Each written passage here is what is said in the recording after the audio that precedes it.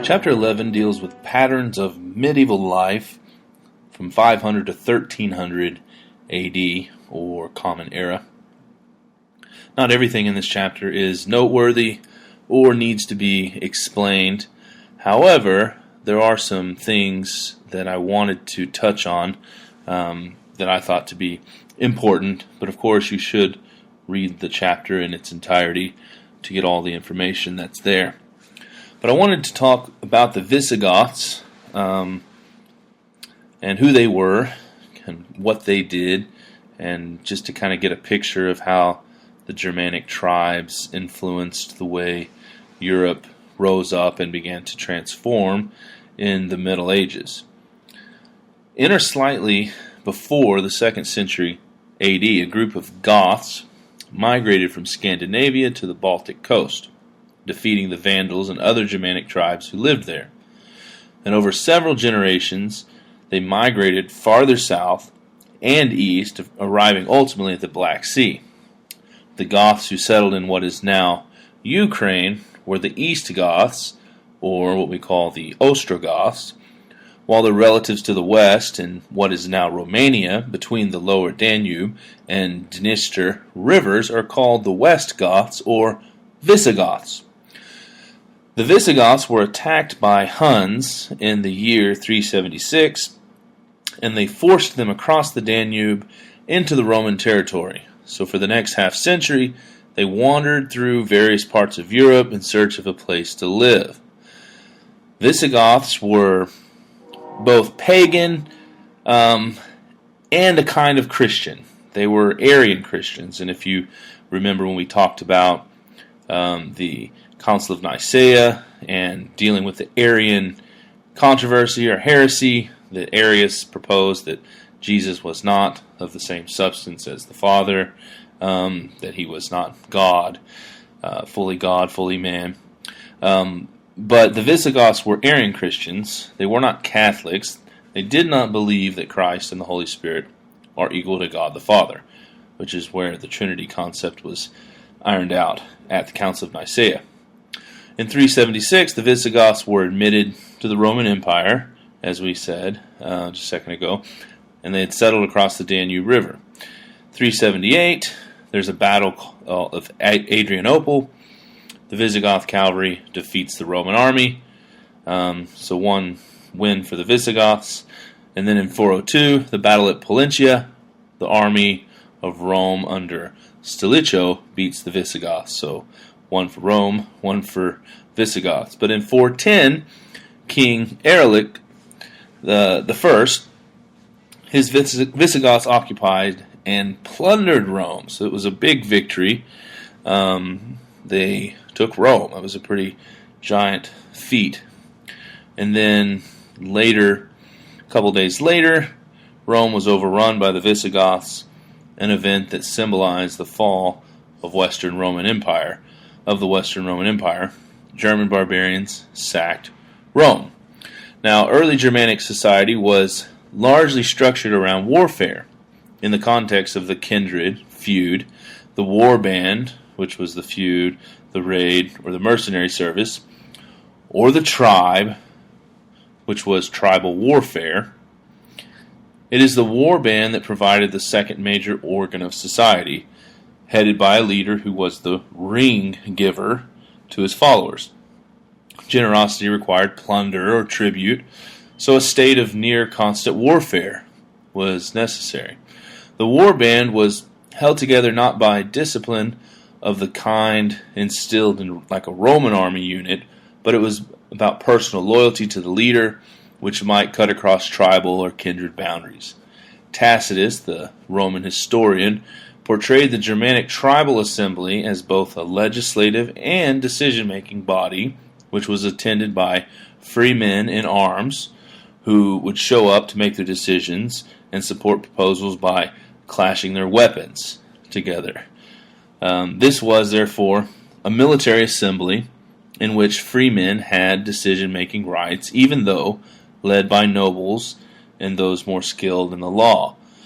So while the Visigoths were not, structured in the same way the Romans were, they had a kind of government, they had a kind of decision-making process, and they also had literary and artistic contributions. Beowulf being one of the most notable. There was actually a movie that came out a few years back. It was in 3D. I don't know if you saw that or not. I went and saw it. It was pretty interesting. But Beowulf is not simply just a myth or piece of folklore. It's a product of sophisticated literary calculation, some scholars say. And it's not just an allegory of good and evil, as so much of medieval literature was. For the warfare that forms its background is not an abstract illustration of ethical problems. Some of this strife is certainly historical, and much more possible that it actually happened. One reason that Beowulf is difficult to describe as a piece of literature is that it had no successors, and that nothing like it actually survives. It is true, of course, that the very local German language in which it was written has gone on from strength to strength until its modern forms, and it is arguably one of the most important languages in the world. But the great body of partly heathen, partly Christian Germanic poetry and prose to which Beowulf belongs became a closed system long ago. And so this text of Beowulf is considered extremely significant in its historical context and as a piece of literature where it stands alone completely. The roots and inspiration of Germanic art are various.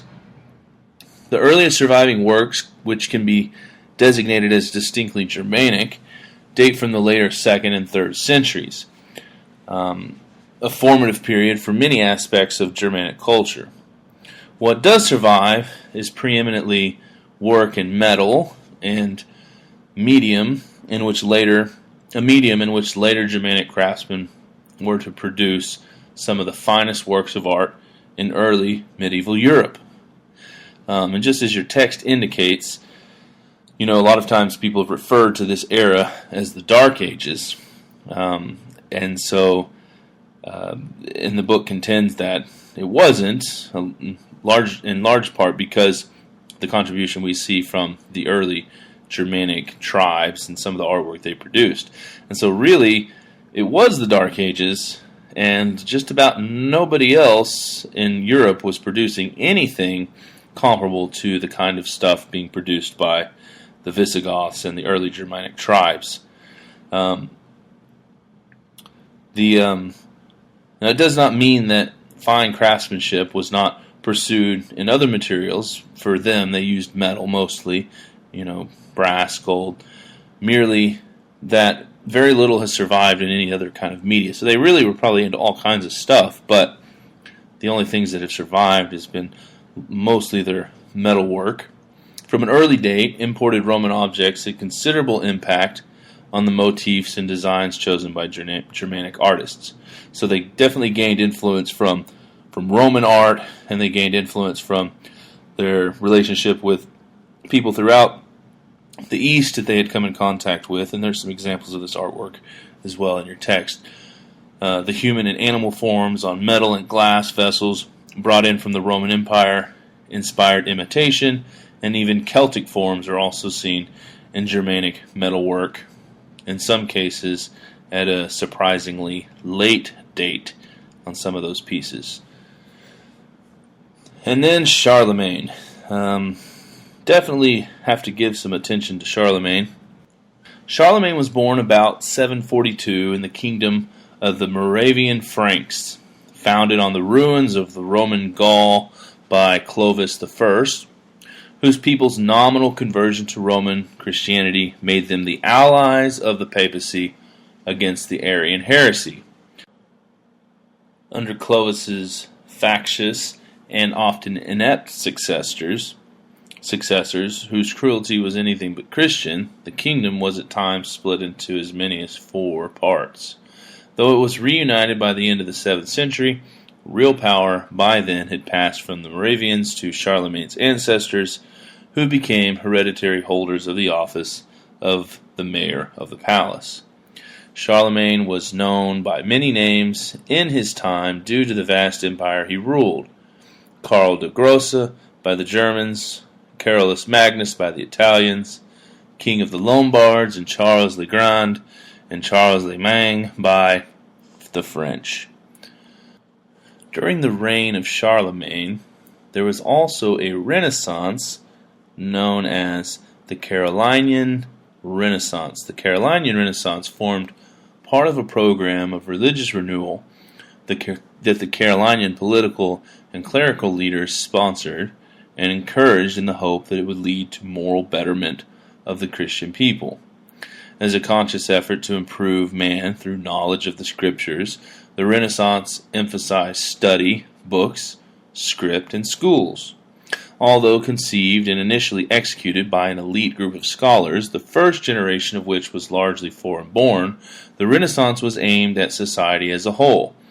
It had a spectacular effect on education and culture in Francia, a debatable effect on artistic endeavors, and an immeasurable effect in what mattered most to the Carolingians, the moral regeneration of society. And then a final word on the Crusades, and we'll bring this short commentary on chapter 11 to a close. I wanted to talk about the Crusades because I feel as if the book brushed across a topic that need not be dealt with lightly, and so we'll address that topic. But to start, the Crusades were among the most controversial events during a long rivalry between Christianity and Islam, from Pope Urban II's preaching of what became the First Crusade in 1095 to the fall of Acre in 1291, and the loss of the offshore island Arward. 11 years later, they formed part of a border offensive by Western Christendom. But although the Crusades are historically and at the heart directed at a conflict between Christianity and Islam, we cannot overlook the zeal of the Crusaders, especially in the First Crusade, that led to the slaughtering of Jews who refused to submit to forced conversion to Christianity. As some accounts note, the Jews barricaded themselves in Mainz, particularly in the Archbishop's Episcopal, and they were slaughtered, or they committed suicide, or took up arms against their fellow Jews in acts of mercy killing. And the textbook, it touches a little bit on this, and it doesn't actually pay very much to attention to the Crusades, which I wish they would say more, honestly, as big of a deal as it really is in the history of the Western world. But the Crusades, the only thing they really mention in your text, if you have a paper text, is on page 266, and it talks about plundering the cities along the Rhine, robbing, murdering all enemies of Christ, including entire Jewish populations of Cologne and Mainz, and that is a kind of a brush over of what happened, really. And so I want to talk a little bit about, the anti-Semitism and this, stuff that went against the Jews, just in closing. It's reported that Bohemian Jews, mainly those of Prague, were either killed or baptized by the Crusaders, and that some successfully defended themselves by force. Another Crusader army appeared in the Cologne region at the beginning.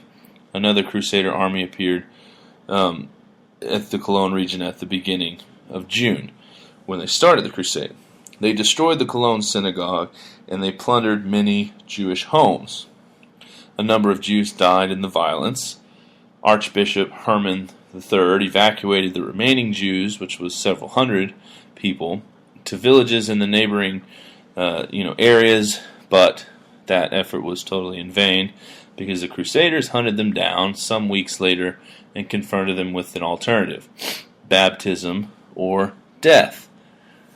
Jews living in such places as Zanted or Eller near Dusseldorf are said to have preferred killing themselves or one another rather than enduring the shameful apostasy or death in the hands of Gentiles. Altogether, at least 2,500 Jewish men, women, and children died in the German lands in the wake of the First Crusade.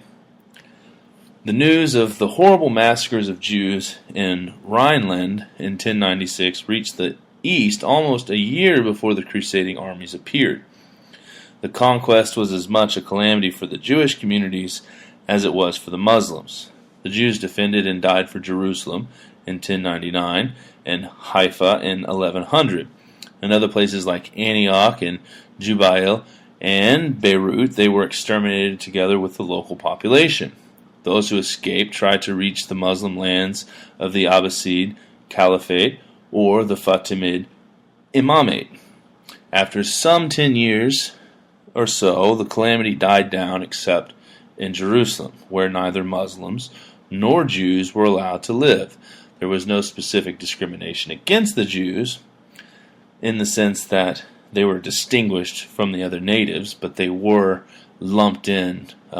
You were either Christian or you were not. And just to go safely on the record, there is no race of Christianity.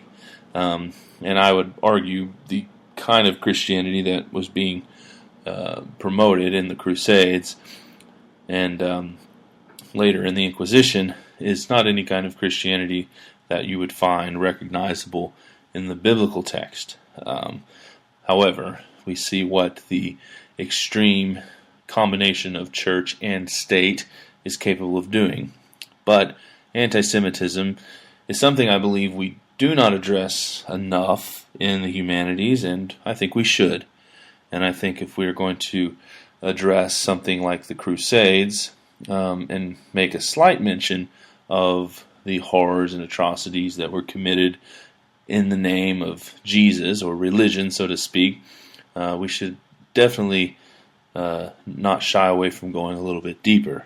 Because just as the famous philosopher George Santayana said, those who do not know the past are doomed to repeat it.